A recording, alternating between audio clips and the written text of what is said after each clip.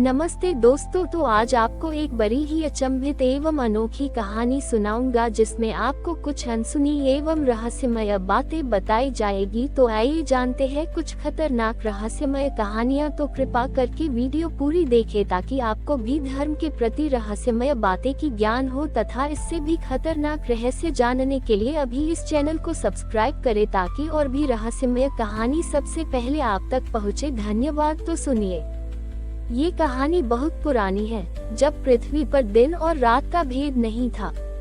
एक समय था जब सारा संसार अंधकार में डूबा हुआ था और एक छोटे से गांव के किनारे एक रहस्यमय गुफा स्थित थी।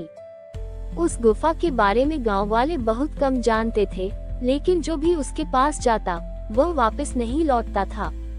कुछ लोग कहते थे कि गुफा में एक प्राचीन देवता वास करते हैं जो केवल मौन में बातें करते हैं।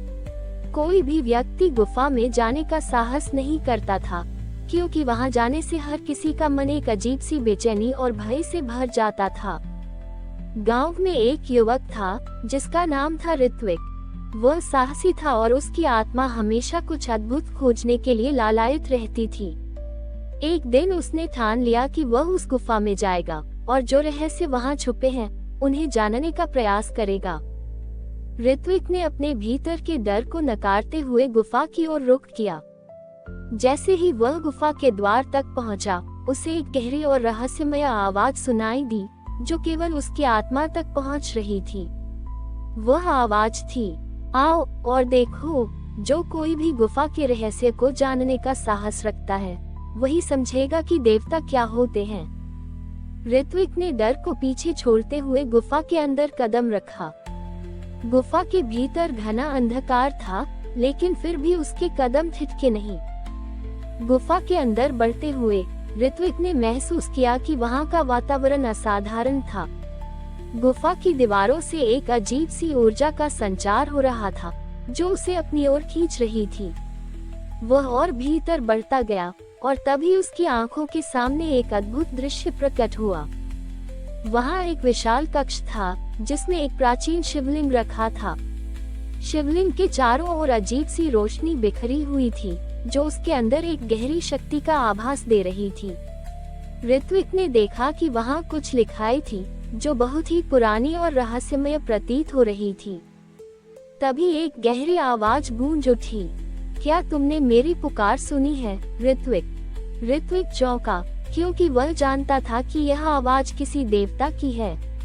वह तुरंत शिवलिंग के पास पहुंचा और घुटनों के बल झुका। उसने पूरे आदर के साथ शिवलिंग की पूजा शुरू की, लेकिन अचानक शिवलिंग के ऊपर से एक आकाशीय प्रकाश की किरण उभरी। वह प्रकाश ऋत्विक के चारों ओर फैलने लगा और एक गहरी आवाज गूंजने लगी, तुमने इस गुफा के रहस्य को जानने की कोशिश की है, लेकिन क्या तुम जानते हो कि इस गुफा का असली रहस्य क्या है? ऋत्विक को एक अजीब सी अनुभूति हुई, जैसे वह किसी दूसरे संसार में प्रवेश कर गया हो। जब ऋत्विक ने आंखें खोली तो उसने देखा कि चारों ओर अंधकार था, लेकिन यह अंधकार बहुत ही शांत और गहरा था। वह समझ नहीं पा रहा था कि यह कहां आ गया है। तभी उसे गुफा की गहरी आवाज सुनाई दी, ये वह स्थान है जहां शब्द नहीं होते, केवल मौन है। यह मौन ही वह शक्ति है जो ब्रह्मांड के हर कोने में छिपी हुई है। ऋत्विक ने महसूस किया कि वह उस मौन में समाहित हो चुका था। वह नहीं जानता था कि वह कहां जा रहा है, लेकिन वह जानता था कि उसे इस मौन को समझना होगा। गुफा के अंदर अजीब सी ध्वनियां गूंजने लगी, लेकिन ये ध्वनियां शब्द नहीं थी, बल्कि मौन का रूप थी। वह महसूस करता गया कि इस मौन में एक रहस्यमय शक्ति समाहित है जो संसार को संचालित करती है। उसने देवी देवताओं के मौन को महसूस किया जो शब्दों के बिना ब्रह्मांड को नियंत्रित करते थे। वह समझने लगा कि जब कोई सत्य मौन रहता है तो वह सबसे शक्तिशाली होता है। ऋत्विक ने धीरे धीरे गुफा के भीतर और गहरी यात्रा की। अब वह गुफा के अंतर्गत एक विशाल कक्ष में पहुंच गया जहां एक महान शिवलिंग रखा था। वह शिवलिंग न केवल आभायुक्त था, बल्कि उसमें एक प्रचंड शक्ति समाहित थी। उसी समय वह आवाज फिर से गूंजने लगी, क्या तुम समझ गए हो ऋत्विक? यही वह शक्ति है जो संसार की हर चीज को नियंत्रित करती है। ऋत्विक ने अपनी आंखें बंद की और पूरी शक्ति से शिवलिंग की पूजा की। तभी वह अचानक एक बहुत ही शक्तिशाली ऊर्जा से घिर गया। यह ऊर्जा उसे भीतर तक छूने लगी और उसकी आत्मा की गहराई तक पहुंचने लगी।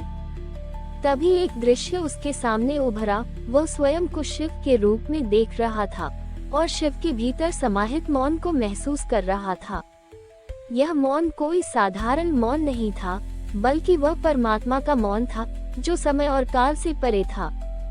ऋत्विक ने अंततः समझ लिया कि इस गुफा का असली रहस्य यह है कि मौन ही वह असली शक्ति है जो सब कुछ संचालित करती है। वह जान चुका था कि इस मौन के भीतर ही सारे ब्रह्मांड के रहस्य समाहित हैं, और जो इस मौन को समझ सकता है वह ब्रह्मांड के हर रहस्य को जान सकता है।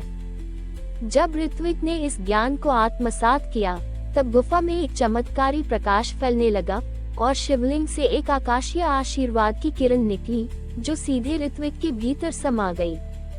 वह अब एक नए स्वरूप में रूपांतरित हो चुका था। वह अब केवल ऋत्विक नहीं था, बल्कि वह मौन का रक्षक बन चुका था। उसने ये संकल्प लिया कि वह इस ज्ञान को संसार के हर व्यक्ति तक पहुंचाएगा, ताकि हर कोई शांति और शक्ति का अनुभव कर सके। ऋत्विक ने गुफा से बाहर आकर गांव में ये संदेश दिया कि मौन ही सत्य है, और जो मौन में रहकर आत्मा के भीतर का सत्य देख सकता है वही सच्चा देवता है। गांव वाले पहले हैरान थे, लेकिन धीरे धीरे वे भी ऋत्विक के शब्दों की गहराई को समझने लगे और उनकी श्रद्धा उस मौन में समाहित हो गई जिसमें संसार की सबसे बड़ी शक्ति थी। ऋत्विक ने गुफा से बाहर आते ही देखा कि गांव में सब कुछ वैसा का वैसा था, लेकिन अब उसकी आंखों में एक गहरी चमक थी। वह जान चुका था कि सत्य का अनुभव केवल बाहरी संसार में नहीं, बल्कि हमारी आत्मा के भीतर होता है। जो व्यक्ति अपने भीतर की गहराई में जाकर मौन को समझता है, वही आत्मा की वास्तविकता को जान सकता है। उसने गांव के हर व्यक्ति से मिलने का निर्णय लिया, ताकि वह उनके भीतर छुपे हुए सत्य को उजागर कर सके। उसकी उपस्थिति में एक अद्भुत शांति का एहसास होता था। वह शब्दों से नहीं, बल्कि अपनी मौन उपस्थिति से लोगों को प्रभावित करता था। गांव वाले अब उसकी आंखों में उस असीम शक्ति को महसूस करते थे जो शिव के मौन से जुड़ी थी। ऋत्विक ने गांव वासियों से कहा, जो कुछ भी बाहर दिखाई देता है वह केवल एक भ्रम है। जो स्थिर है, जो बदलता नहीं है, वही असली है।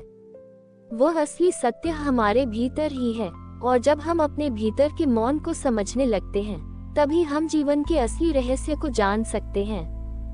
गांव वाले अब ऋत्विक के शब्दों पर ध्यान देते थे।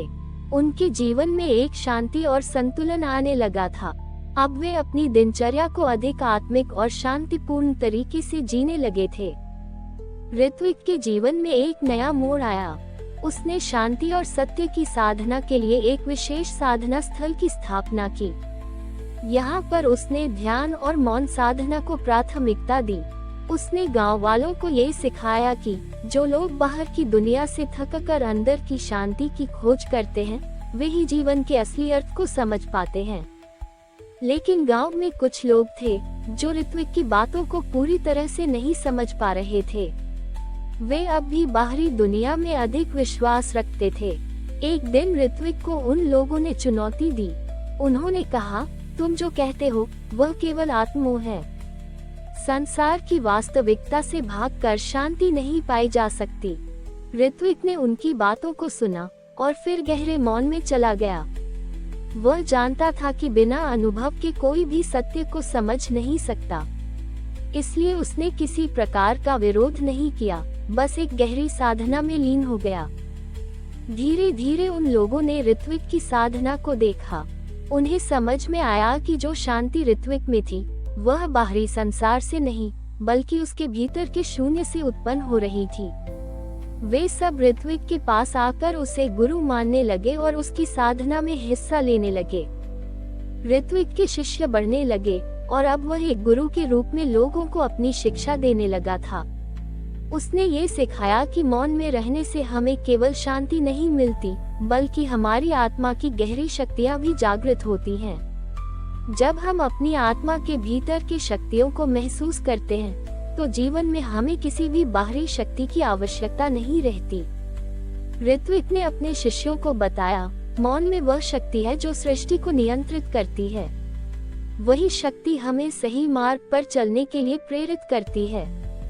जब तुम अपने भीतर गहरे मौन में प्रवेश करते हो, तो तुम ब्रह्मा, विष्णु और शिव की शक्ति को भी महसूस कर सकते हो।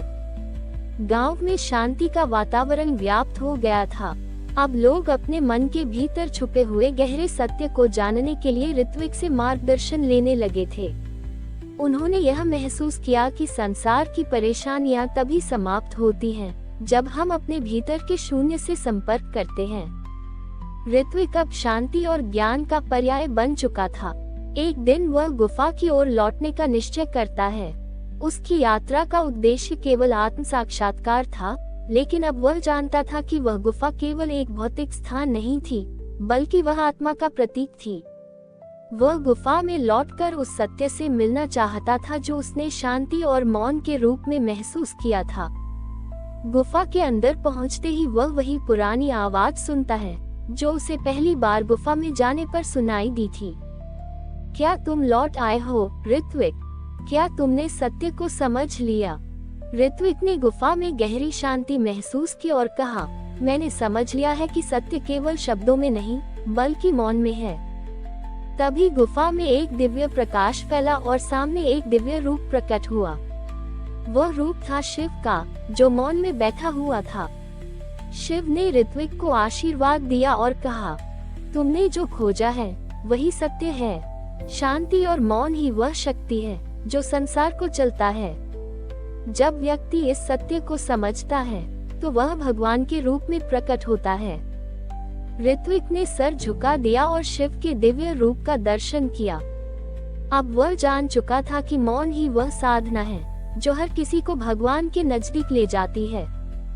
ऋत्विक ने गुफा से बाहर आकर अपने शिष्यों और गांव वासियों को ये शिक्षा दी कि सत्य केवल हमें भीतर से प्राप्त होता है।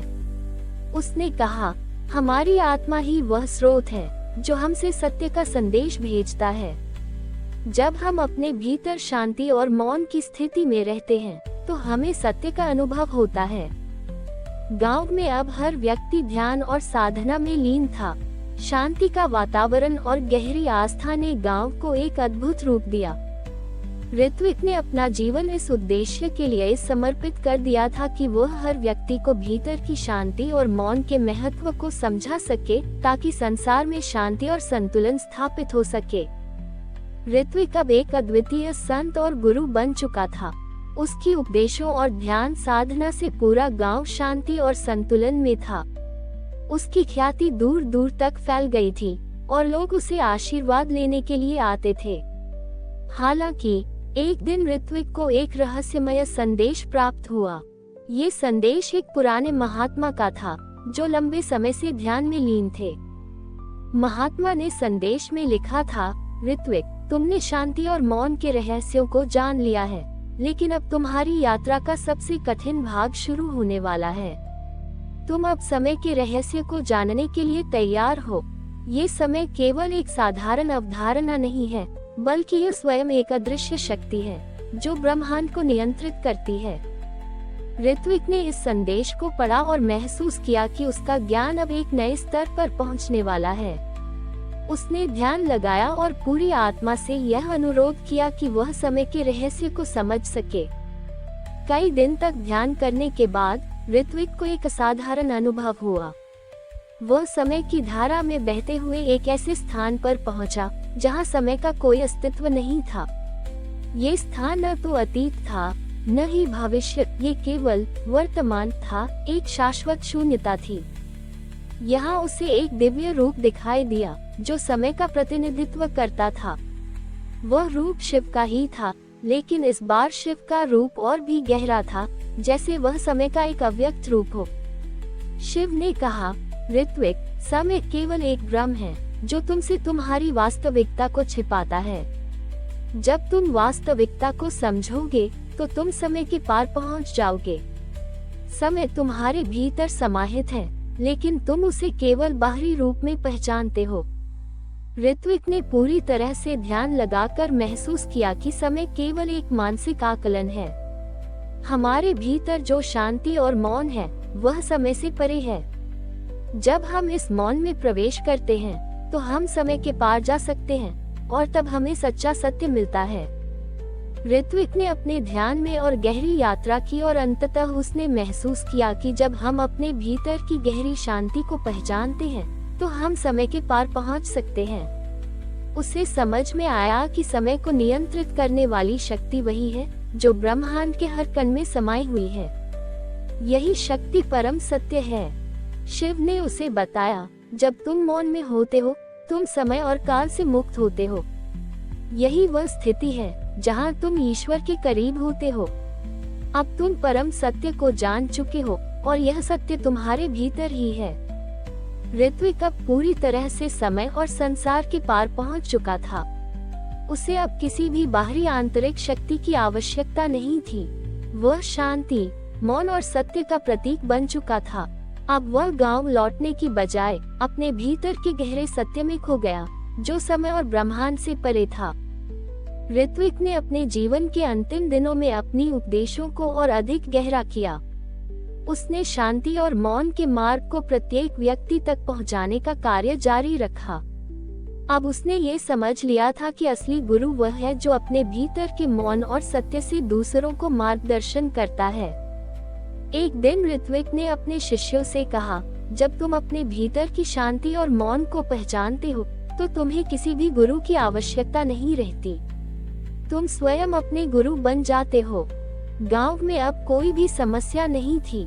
सभी लोग आत्मा के गहरे सत्य से जुड़े हुए थे। ऋत्विक की शिक्षा अब एक अमिट धरोहर बन चुकी थी जो आने वाली पीढ़ियों तक पहुंचने वाली थी। वह अब न केवल गांव के लिए बल्कि समस्त संसार के लिए एक अद्वितीय प्रकाश बन चुका था। उसके जीवन और उपदेशों ने ये सिद्ध कर दिया कि जब हम भीतर की शांति और मौन में समाहित होते हैं तब हम ब्रह्मा, विष्णु और शिव की शक्ति को महसूस कर सकते हैं। यही परम सत्य है। ऋत्विक ने एक दिन अपने जीवन के अंतिम क्षणों में शांति से आंखें बंद की। वह अब आत्मा से परे, शाश्वत और अदृश्य हो चुका था। उसकी आत्मा ने समय और काल के परे एक गहरे शून्य में प्रवेश किया जहां केवल शांति और शक्ति का अस्तित्व था। गांव वाले और शिष्य अब अपने गुरु को शांति और मौन के प्रतीक के रूप में याद करते थे।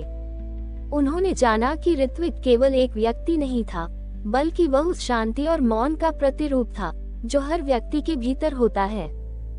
ऋत्विक की यात्रा अब पूरी हो चुकी थी। वह अब समय और काल से परे एक शाश्वत गूढ़ता में समाहित हो चुका था जो संसार के हर कण में विद्यमान थी। और इस प्रकार ऋत्विक की कहानी संसार के हर कोने में फैल गई, जैसे एक अनमोल धरोहर जो हमेशा हर आत्मा की गहरी शांति में जीवित रहेगी। ऋत्विक अब समय और शांति के रहस्यों को समझ चुका था, लेकिन उसका अंतर्दृष्टि और भी गहरी होनी थी। गुफा में उससे समय के अदृश्य पहलुओं का दर्शन हुआ था, लेकिन अब वह उस ज्ञान को और अधिक विस्तार से समझने की प्रक्रिया में था। उसे यह एहसास हुआ कि इस संसार में कुछ शक्तियां हैं जो उसे भी नियंत्रित करती हैं, जिन्हें वह ठीक से पहचान नहीं पाया था। वह ध्यानमग्न अवस्था में एक दिन गुफा के भीतर गहरे उतरने की योजना बनाता है। उसने सोचा, अगर समय के पार जाने के बाद भी कोई अदृश्य शक्ति है तो वह शक्ति क्या होगी। ऋत्विक ने गुफा के एक रहस्यमय हिस्से में प्रवेश किया जहां दीवारों पर प्राचीन मंत्र अंकित थे। वह मंत्र किसी देवता या अस्तित्व के बारे में थे जो समय, गति और शांति को नियंत्रित करता था। अचानक एक गहरी ऊर्जा का एहसास हुआ, जैसे कोई अदृश्य शक्ति उसके आसपास मौजूद हो। वह उस ऊर्जा की ओर आकर्षित हुआ और महसूस किया कि वह शक्ति कालदेव की थी जो समय का रक्षक था। ये वह शक्ति थी जो समय के रूप में मानवता को नियंत्रित करती थी, लेकिन इसका अस्तित्व बिल्कुल अदृश्य था। कालदेव का कोई रूप नहीं था, लेकिन वह पूरे ब्रह्मांड में एक अदृश्य लहर की तरह कार्य करता था। वह गुफा में खड़ा हुआ और कालदेव से संवाद करने की कोशिश की। कुछ क्षणों बाद एक आवाज गुफा में गूंजी, तुमने समय को समझ लिया है ऋत्विक, लेकिन अब तुम्हें ये समझने की आवश्यकता है कि समय केवल एक मार्गदर्शक है। तुम जितना जान सको तुम्हारे पास उतनी शक्ति होगी, लेकिन याद रखो, जो समय से पार जाता है वह अपने अस्तित्व से भी मुक्त हो जाता है। ऋत्विक ने सिर झुकाया और इस रहस्यमय ऊर्जा से पूरी तरह जुड़ने की कोशिश की। उसे यह समझ में आया कि समय और जीवन के पार जाना केवल एक मानसिक स्थिति है, जिसमें किसी तरह की गति या परिवर्तन नहीं होता। ऋत्विक ने गहरी साधना में जुटते हुए कालदेव से और ज्ञान प्राप्त किया। उसने पूछा, कालदेव, यदि समय केवल एक भ्रम है, तो क्या ये हमारी आत्मा के अनुभव को भी प्रभावित करता है? कालदेव की आवाज फिर से गूंजी। समय आत्मा के अनुभव से प्रभावित नहीं होता। आत्मा शाश्वत और अचल है। समय केवल शरीर और मन के भ्रमों को आकार देता है। जब तुम अपनी आत्मा को जान सको, तब समय का कोई अस्तित्व नहीं रह जाता। ऋत्विक ने अपनी दृष्टि को और अधिक गहरा किया और महसूस किया कि समय के इस जाल को पार करने के लिए आत्मा को पूरी तरह से मुक्त करना होगा। ये यात्रा केवल बाहरी संसार की नहीं थी, बल्कि यह एक आंतरिक यात्रा थी, जहां हमें अपने मानसिक और शारीरिक बंधनों से मुक्त होना होता है। अब ऋत्विक ने आत्म साक्षात्कार की दिशा में एक और कदम बढ़ाया। उसने सोचा, अगर समय केवल एक भ्रम है, तो इसका कोई अंत नहीं है। इसलिए शांति का अनुभव भी शाश्वत है। ऋत्विक ने ध्यान और साधना को और गहरे स्तर तक पहुंचाया। उसने शरीर और मन को पूरी तरह से शांति में विलीन कर दिया। उसका अस्तित्व अब समय और स्थान से बाहर हो चुका था। वह एक ऐसे शून्य में पहुंच चुका था, जहां केवल शांति, मौन और असीम आनंद था। अब उसे कोई चिंता, कोई भय या कोई इच्छा नहीं थी। उसका जीवन एक रहस्यमय शांति में समाहित हो चुका था। वह शांति के उस स्रोत में विसर्जित था, जहां कोई द्वार, कोई यात्रा और कोई गंतव्य नहीं था। वह शाश्वत सत्य का हिस्सा बन चुका था। ऋत्विक ने अपने शिष्यों को बुलाया और उन्हें अपनी यात्रा के अंतिम क्षणों में बताया, मुझे अब किसी और चीज की आवश्यकता नहीं है। मैं समय और ब्रह्मांड के पार पहुंच चुका हूँ। ये जो शांति मैंने अनुभव की है, वही असली सत्य है। हम सभी को ये समझना होगा कि शांति और मौन का अनुभव ही परम ज्ञान है। शिष्य ऋत्विक की इन बातों से अभिभूत हो गए। वे जानते थे कि उनका गुरु अब शाश्वत सत्य के साथ एक हो चुका था। ऋत्विक ने शिष्यों से कहा, तुम में से हर एक के भीतर यही शांति और सत्य है। तुम्हें सिर्फ इसे महसूस करने की आवश्यकता है। ये समय, स्थान और अस्तित्व के पार है। जब तुम अपने भीतर के शून्य को पहचान लोगे, तो तुम सच्चे ज्ञान और शांति का अनुभव करोगे। ऋत्विक का जीवन अब समाप्त होने की ओर था, लेकिन उसकी यात्रा का प्रभाव शाश्वत था। वह अब समय से परे एक शांति के रूप में मौजूद था और उसकी शिक्षाएं युगों तक लोगों के हृदयों में गूंजती रहेंगी। ऋत्विक का जीवन अब शाश्वत शांति में समाहित हो चुका था, लेकिन उसकी गहरी शिक्षाएं अभी भी जीवित थीं। शिष्य और आसपास के लोग उसे याद करते थे और उसके उपदेशों पर ध्यान केंद्रित करते थे। हालांकि एक समय ऐसा आया जब ऋत्विक की यात्रा को आगे बढ़ाने के लिए कोई नया रास्ता प्रकट हुआ। गुफा में एक रहस्यमय प्रतीक उभरा। वो प्रतीक एक वृक्ष की तरह था, जिसका तना समय की लहरों से लिपटा हुआ था और उसके पत्ते अस्तित्व के अंतहीन आयामों में फैले हुए थे। ये प्रतीक ऋत्विक की आत्मा की गहरी यात्रा की प्रतीकात्मकता को दर्शाता था। शिष्यों ने इसे ध्यानपूर्वक देखा और महसूस किया कि यह वही संकेत था जो उनके गुरु ने अपने जीवन के अंत में छोड़ा था, समय और अस्तित्व के बीच के रहस्यों का एक और खुलासा। वह प्रतीक बताता था कि ऋत्विक का जीवन केवल एक शांति की प्राप्ति तक सीमित नहीं था, बल्कि एक यात्रा थी जो समय और काल के पार जाने के लिए लगातार जारी रहती है। गुफा में एक नया रहस्य प्रकट हुआ। यह एक दरवाजा था जो केवल एक बार प्रकट हुआ था और फिर गायब हो गया। दरवाजा अंधेरे से बना हुआ था, जिसमें कोई स्पष्ट आकार नहीं था, लेकिन वह प्रतीक और संकेत दे रहा था कि अब ऋत्विक के शिष्य को एक नई यात्रा पर जाना होगा, समय और अस्तित्व के अंतिम द्वार के पार। एक शिष्य त्रिलोक, जो ऋत्विक का सबसे प्रिय शिष्य था, इस द्वार के बारे में जानने के लिए उत्सुक हुआ। वह गुफा के भीतर गया और दरवाजे के सामने खड़ा हो गया। उसकी आत्मा में शांति और भ्रम दोनों का सम्मिलन हो रहा था। वह महसूस कर रहा था कि ये दरवाजा न केवल एक भौतिक स्थान था, बल्कि यह एक मानसिक और आत्मिक द्वार था, जो उसे समय और अस्तित्व के सच्चे रहस्य से परिचित कराएगा। वह धीरे धीरे उस दरवाजे की ओर बढ़ा और जैसे ही वह उसमें प्रवेश करता है, उसकी दृष्टि बदलने लगती है। वह महसूस करता है कि वह अब एक नई यात्रा पर निकल चुका है। वह समय और अस्तित्व के इस द्वार के पार एक नए युग में प्रवेश कर चुका था। त्रिलोक जब दरवाजे के पार गया, तो उसे एक असीम शांति का अनुभव हुआ। उसे लगता था जैसे वह समय और अस्तित्व की सीमाओं से परे एक नए आयाम में प्रवेश कर गया हो।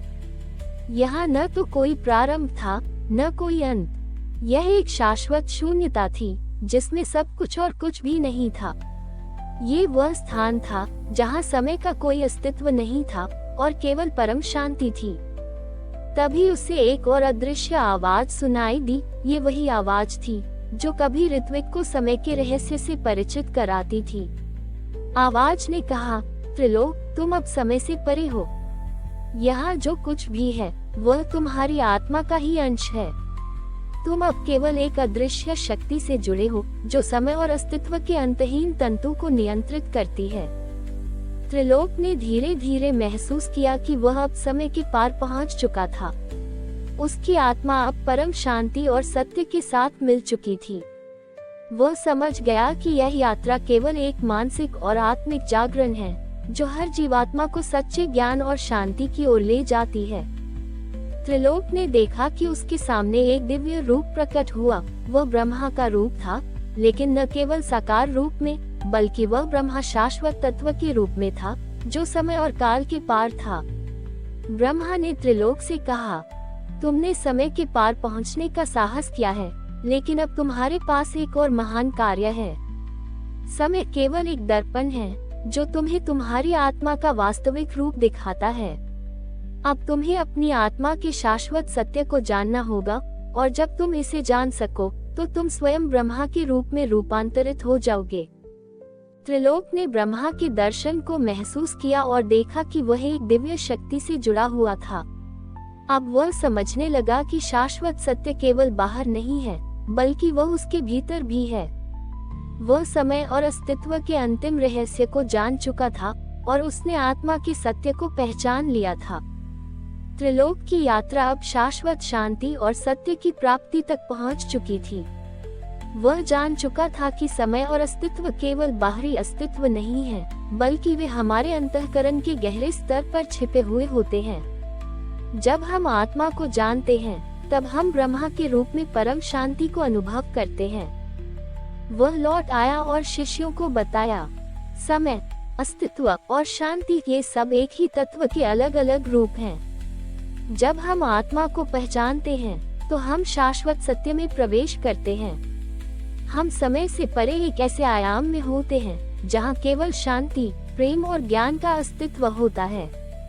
यही हमारे अस्तित्व का वास्तविक अर्थ है। ऋत्विक की शिक्षाएं अब पूरी तरह से फैल चुकी थीं। उसके शिष्य और अनुयायी उसकी आंतरिक यात्रा को समझ चुके थे, लेकिन एक रहस्यमय मोड़ सामने आया। त्रिलोक, जो अब तक समय और अस्तित्व के रहस्यों को जान चुका था, एक दिन गुफा में गया, जहां उसने सबसे पहली बार ऋत्विक से मुलाकात की थी। वह उस स्थान पर खड़ा था, जहां ऋत्विक ने उसे अपने आंतरिक सत्य की खोज के लिए प्रेरित किया था। त्रिलोक ने महसूस किया कि वह सब कुछ जान चुका है, फिर भी कुछ हिस्सा था जो अधूरा था। वह समझ नहीं पा रहा था कि वह परम शांति के राज्य में क्यों नहीं प्रवेश कर पा रहा। यही कारण था कि उसकी यात्रा अभी पूरी नहीं हुई थी। आखिरकार त्रिलोक ने एक सवाल किया, जो उसे हमेशा से परेशान करता था। क्या सच में शांति का अस्तित्व है, या ये केवल एक भ्रम है जिसे हम ढूंढने की कोशिश करते हैं? तभी अचानक ऋत्विक की छवि गुफा के भीतर प्रकट हुई। त्रिलोक ने उसे देखा और कहा, गुरु, मैंने आपके बताए सभी रास्ते आजमाए, लेकिन अभी भी कुछ है जो अधूरा है। मुझे समझ नहीं आता कि शांति का वास्तविक अनुभव क्या है। ऋत्विक ने एक गहरी मुस्कान दी और उत्तर दिया, त्रिलोक, शांति का अनुभव तभी होता है जब तुम ये समझ पाते हो कि तुम्हारी यात्रा खुद शांति के अनुभव का हिस्सा है। तुम जिस शांति को खोज रहे हो वह पहले से तुम्हारे भीतर है, तुम्हें केवल इसे महसूस करना है। अब त्रिलोक के भीतर एक हलचल सी हुई। उसने गहरी सांस ली और समझा कि उसका निरंतर खोजने का प्रयास ही उसे शांति से दूर कर रहा था। वह हमेशा बाहर की दुनिया में शांति की तलाश कर रहा था, लेकिन शांति का वास्तविक अनुभव उसके भीतर था। त्रिलोक ने गुफा में बैठकर अपनी सारी सोच को शांत किया और स्वयं को महसूस करना शुरू किया। उसने सभी विचारों को त्याग दिया, सभी इच्छाओं को छोड़ दिया और अपने भीतर के शून्य में समाहित हो गया। ये शांति का अनुभव असाधारण था। न तो कोई विचार था, न कोई समय था, न ही कोई अस्तित्व था। केवल एक अंतहीन, असीम शांति थी जो उसे पूरी तरह से घेर चुकी थी।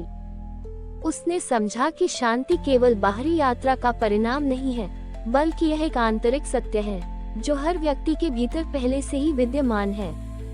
ये केवल अपनी इच्छाओं और भयों से परे जाने की यात्रा है। शांति तब मिलती है जब हम अपने अस्तित्व को स्वीकार करते हैं जैसा कि वह है, बिना किसी बाहरी उम्मीद या तुलना के। जैसे ही त्रिलोक ने शांति के इस रहस्यमय सत्य को पहचाना, वह पूरी तरह से जागरूक हो गया।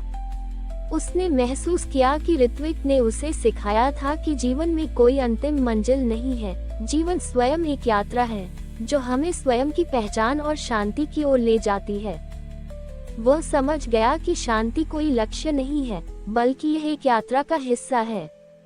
इस अनुभव ने उसे शाश्वत ज्ञान की प्राप्ति दी और उसने अपने शिष्य, साथियों और दुनिया को ये संदेश दिया, शांति कोई बाहरी वस्तु नहीं है, ये हमारे भीतर का एक सृजन है। जैसे जैसे हम अपने भीतर की शांति को समझते हैं, हम बाहरी दुनिया को भी उसी शांति के दृष्टिकोण से देख सकते हैं। अब त्रिलोक ने गुफा से बाहर आकर पूरी दुनिया को देखा। उसने देखा कि हर व्यक्ति अपने जीवन में शांति की तलाश कर रहा था, लेकिन वे इसे बाहरी संसार में ढूंढ रहे थे। त्रिलोक ने देखा कि यदि हर व्यक्ति इस सत्य को समझे कि शांति पहले से उनके भीतर है, तो संसार में अनंत शांति फैल सकती है। वह गुफा से बाहर निकला और एक दिन अपनी शिक्षाओं के साथ एक बड़े सम्मेलन का आयोजन किया, जिसमें सभी लोग आने लगे। त्रिलोक ने कहा, अगर हम हर दिन खुद को शांत करने की कोशिश करें, तो हम न केवल अपने जीवन को बदल सकते हैं, बल्कि हम दुनिया को भी शांति का अनुभव दे सकते हैं। ये शांति हमारी आत्मा का स्वाभाविक हिस्सा है। जब हम इसे पहचानते हैं, तो हम न केवल अपने जीवन को, बल्कि पूरी दुनिया को शांति से भर सकते हैं। समाप्त होने के बाद त्रिलोक ने अपने अंतिम शब्द कहे, सच्ची शांति तब है जब हम ये समझ लें कि समय, अस्तित्व और शांति के सारे ब्रह्म हमारे भीतर हैं। जो हम महसूस करते हैं वही हम हैं। जब हम स्वयं को जानेंगे, तब हम शांति को जानेंगे और तब हम शाश्वत शांति के भीतर एक हो जाएंगे। हमारी और भी आध्यात्मिक एवं अनोखी कहानियाँ देखने के लिए हमारे चैनल पर जाएं तथा धार्मिक एवं पौराणिक और भी रोचक भरी कहानियाँ हमारे चैनल पर है। कृपया जाके देखें तथा हमारे चैनल को सब्सक्राइब करके रखें तथा वीडियो अच्छा लगे तो लाइक जरूर करें। धन्यवाद।